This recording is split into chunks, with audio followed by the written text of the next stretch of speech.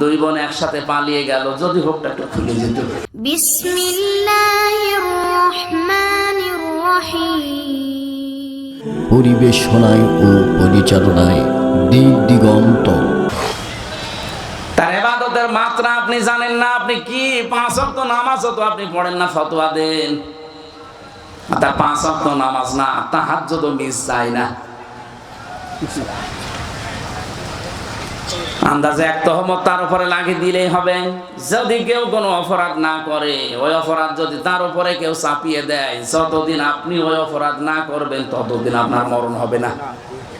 এজন্য সাবধান, আন্দাজে কোনো দোষ কাউকে দেবেন না। আর মনের ব্যাপার আপনি জানেন, সে কি সেন্সে কে উদ্দেশ্য নিয়ে এটা বলেছে। আরে ভাই, আন্তর্জাতিক বিষয়গুলো তো দেখা লাগবে। যে সাংবাদিক দীপ্তি, এটা হিন্দু, কথা বলেন এখন, এটা হিন্দু মেয়ে লোক, সে প্রশ্ন করছে আপনারা যদি ক্ষমতায় যেতে পারেন, ইসলাম যদি এদেশে যায়, তাহলে অমুসলিম যারা পর্দা করে না মেয়েরা, তাদের কি হবে? ওই সময় যদি বলা হয় না, তাদেরকে আমরা পিটিয়ে পর্দা করাবো, ওটা সারা দুনিয়ায় ছড়াবে না। আরে বাংলাদেশের মুসলমান নাই মেনে নিল, অন্যান্য দেশে যারা অমুসলিম আছে 257টা রাষ্ট্র, আপনি জানেন কি চাল পেতে আছে তারা? এমনি তো ওই দুই বোন যেই তো বসে নেই, ওরা সারা পৃথিবীর সিম্পিতি পাওয়ার জন্য এখন মিথ্যা কথা ছড়াচ্ছে যে আমরা নির্বাচিত ছিলাম, আমাদেরকে উৎখাত করা হয়েছে। এটা ডাহা মিথ্যা কথা। আরে ভাই, নির্বাচিত হয় মানুষ যেই মাধ্যমে, তার নাম নির্বাচন। নির্বাচনই তো 15.5 বছরে হয়নি, আপনি কি করে নির্বাচিত হইলেন? একটা হাজি মানুষ এত বড় ডাহা মিথ্যা কথা বলে কি করে? দেখলেন, ওর নাম শুনলে মানুষ এখন পাঁচই বলছে। তাহলে আমি যে এত টাকা দিয়ে হজ করলাম, আমি কোথায় যাব? এই কারণেই তো বলছি, আমার গায়েও লাগছে। আপনি এমন মিথ্যা আর বলবেন না যেন আপনার কারণে আমরাও দোষী হয়ে যাই। দরকার হাজি নামটা কেটে দিন। কথা বলেন এখন। আপনি আবার যদি আসতে পারেন, আবার ওই ভুল ধরবেন। বিশাল এক পট্টি মাথায় দিয়ে, হাতে তসবি নিয়ে হাজি নামটা ব্যবহার করে বলবেন আমি উমরা করে আসলাম। আপনারা এবারের মতো আমারে সুযোগ দেন। এই ডাহা মিথ্যা কথা এদেশের মানুষ বহুদিন প্রতারিত হয়েছে, এখন আর হবে না। নবীজির হাদিস মনে রাখবেন, লা ইউফলিহা কওমুন ওয়ালাউ আমরাহুম ইমরাতুন, বুখারী শরীফের হাদিস। নবীজি বলেন, ওই জাতি কখনো সফল হচ্ছে না, হবে না, যে জাতির নেতৃত্বে কোনো মহিলা বসে আছে। এই জন্য 53 বছর নেতৃত্ব যারা দিচ্ছে, আর আমাদের কপাল পুড়ে গেছে, নষ্ট হয়ে গেছে। আমরা এমন মানুষকে সামনে নিয়ে নেতৃত্বে বসিয়েছি যে মানুষ নেতৃত্বে যাওয়াই জায়েজ নেই। সুতরাং আমরা সাবধান হব, কোনদিন যেন আমাদের এই দেশে কিয়ামতের আগে কোন মহিলা নেতা হতে না পারে। পুরুষ মানুষ আসুক, সে চাচা এরশাদের মতো হোক, তাও ভালো। কথা বলছে না কেন? দরকার সকালে এক কথা বলবে, বিকালে এক কথা বলবে, তারপরও ভালো। মেয়ে লোক আসতে পারবে না। আপনি তাকান না কেন আমেরিকার দিকে, জাতে মাতাল হলো, তাহলে ঠিক আছে। আজ পর্যন্ত তারা কোন মহিলাকে চেয়ারে বসায়নি। এক কথা বলছে না কেন? অথচ নারী অধিকার নিয়ে তারা দেখেন মুখ ফাটাচ্ছে, বুক ফাটাচ্ছে। কমলা হ্যারিসকে মহিলা তারে দেয়নি, দিয়েছে ট্রাম্প। সে যাই হোক তারে দেবে, সে পুরুষ মানুষ। কথা বলছে না কেন? আমরা তো এই পাগলামি এখনো পর্যন্ত সারতে পারি না। এখন মনে হয় সারবে। সামনে কোন মহিলা আসতে পারবে না এই দেশে। আপনি যদি আমেরিকার নীতি নিয়ে চলতে চান, সেটা করেন না কেন? তারা যেমন মহিলাকে সামনে রাখে না, আপনিও রাখতে পারবেন না।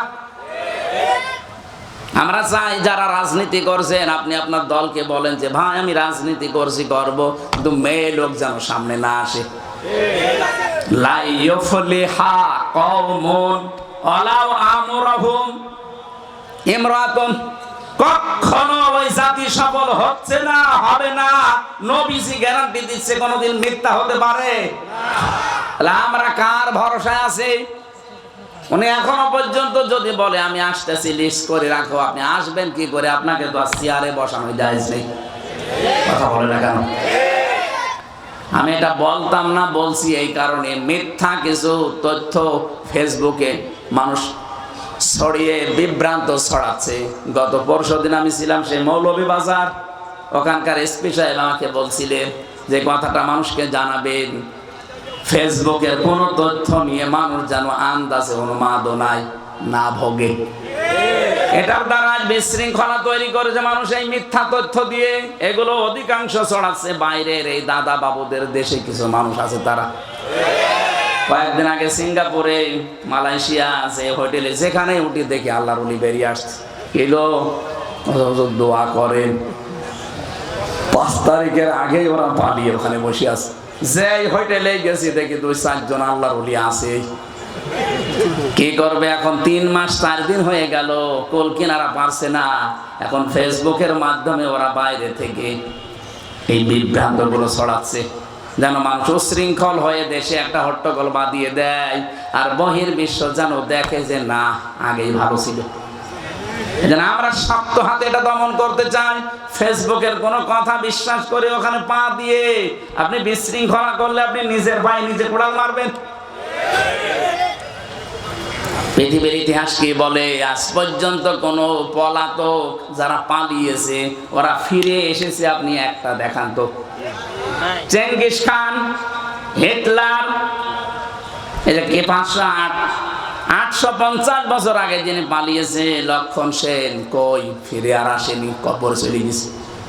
তাকে পুড়িয়ে ফেলেছে। যেহেতু অন্য ধর্মের মুসলমান দাবি করে যদি আপনি পালিয়ে যেয়ে থাকেন, আপনিও বিশ্বাস করতে পারেন ফিরে আসা এই পৃথিবীতে সম্ভব না, তাহলে ইতিহাস পাল্টিয়ে যাবে। পলাতকরা কোনোদিন ফিরে আসে না, কারণ জানে যে আমরা অপরাধী। হেলিকপ্টারে আসার সময় আমি পাইলটকে বলছিলাম, এই যে আপনি দরজাটা লাগিয়ে দিলেন, একটা হুক মাত্র, হুকটা একটু ছুটে গেলেই তো নিচে পড়ে যাবে। হুজুর হাত দিয়েন না, হাত দিয়ে যদি হুকটা খুলে যায় তাহলে কিন্তু সত্যি পড়ে যাবেন। মাঝে মাঝে ওই সময় আমার মনে হচ্ছিল, আল্লাহ 2 বোন একসাথে পালিয়ে গেল, যদি হুকটা একটু খুলে যেত। একটু হুক খুলে গেলে হয়তো বাংলাদেশের যে কোনো এক জায়গায় পড়ে যেত। কথা বলছে না কেন? মানুষ পিটিয়ে মেরে ফেলতো।